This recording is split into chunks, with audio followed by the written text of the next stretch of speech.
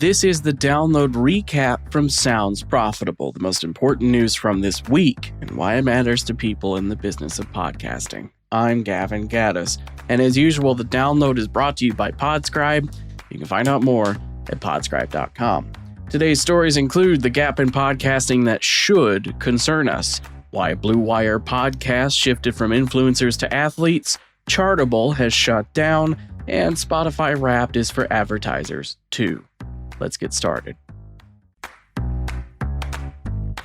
This week, Sounds Profitable published The Creators 2025, a follow-up to a 2022 study looking at the people behind the microphones and now cameras of podcasting.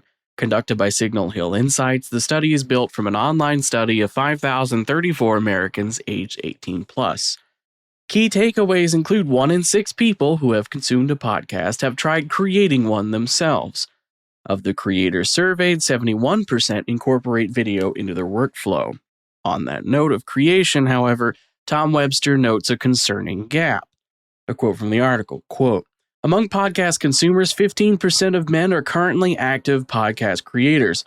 For women, that number is 8%, nearly half as many women as men. Now, before we go any further, let me tell you what this data does not show.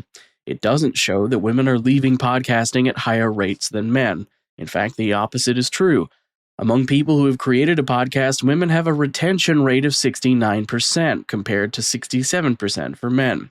Once women start, they're more likely to stick with it. The problem isn't that women are abandoning the medium. The problem is they're not starting in the first place." End quote. It would be easy to shift the blame of women not getting into podcast creation on the video-first narrative of recent years. Webster proposes video is not the cause, but an accelerant of an existing problem. Who is getting to speak at conferences? Who's being profiled at trade publications? Who's getting spotlit as examples of doing podcasting right? There are successful women in podcasting, no doubt, but how well established is the road from audience member to hobbyist creator for a woman? Which brings us back to video. In the world of audio-first podcasting, it's possible for someone to find time to record even in a busy day. Having a perfectly staged background, makeup, hair, lighting, and ability to perform for the camera without interruption while shooting the video version of the same podcast puts a lot more strain on beginners. And that's not even addressing the disproportionate amount of expectations placed on women getting in front of a camera versus men. As for what to do, Webster says it's time for podcasting to be intentional about representation, something Podcast Movement will be putting into practice with diversity and inclusivity in panels and talks going forward.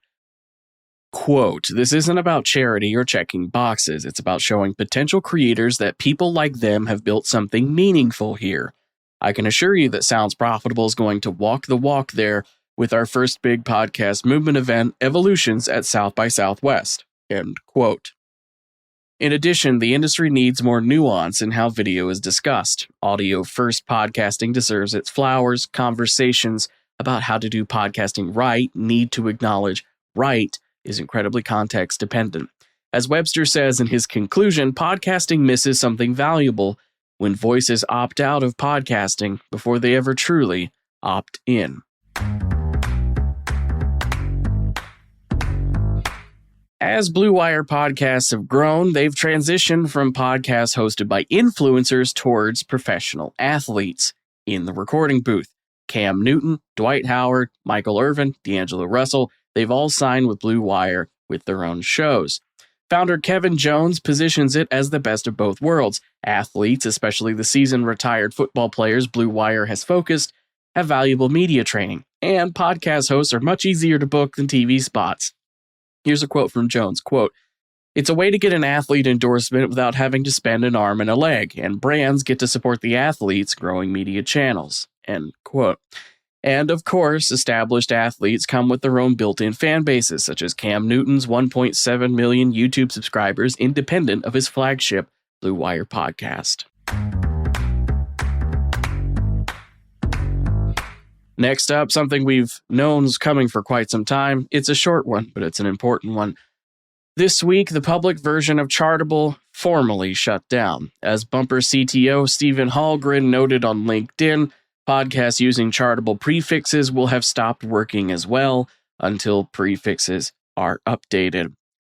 While I did talk about this in the far-off land of September, I do want to highlight Bumper's article looking at Chartable replacement options as they currently exist.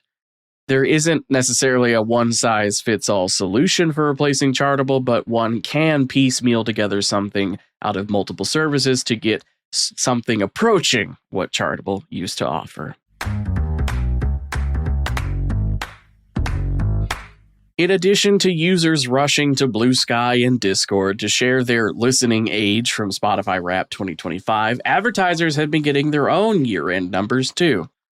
Though, to be fair, those numbers are a bit more actionable than finding out you're in the top 0.01% of fans who listen to TWRP. For the first time in 4 years, is Spotify releasing some form of year-end advertising metrics, usually to specific companies. Now, individual advertisers can log into Spotify Ads Manager and find on their account their own Wrapped for the entire platform.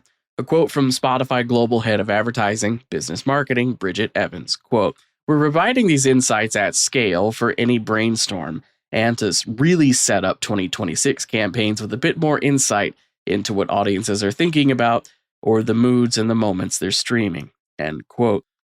In addition to the individual wraps that are popping up on accounts, there are some other details Spotify is sharing at the end of the year, such as 67% of Spotify users in the United States are more likely to stream audio in car, and podcast listening has been educational for many, with science podcast consumption up 32% year over year, and both business and tech genres are up 27% year over year.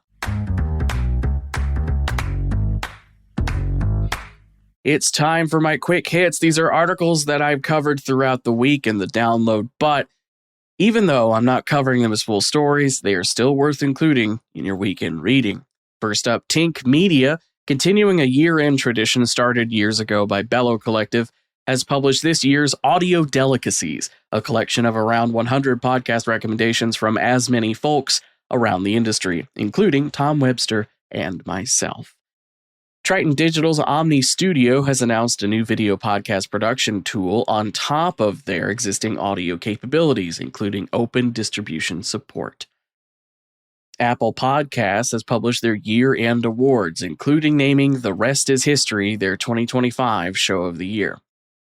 Talkhouse has appointed Laura Mayer as head of podcasts, and Variety covers the formal announcement of the Golden Globes 2026 Best Podcast nominees, a collection of 6 podcasts from 25 possible names.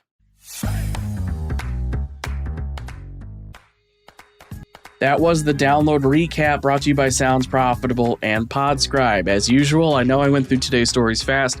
Remember, you can click the link in your show notes to go directly to today's episode post on soundsprofitable.com and get links to everything I just talked about. For Sounds Profitable, I'm Gavin Gaddis. Our producers are myself, Brian Barletta, and Tom Webster. And as usual, special thanks to you for sticking with me as I brought you the top stories you might have missed from this past week. Robot. Download complete.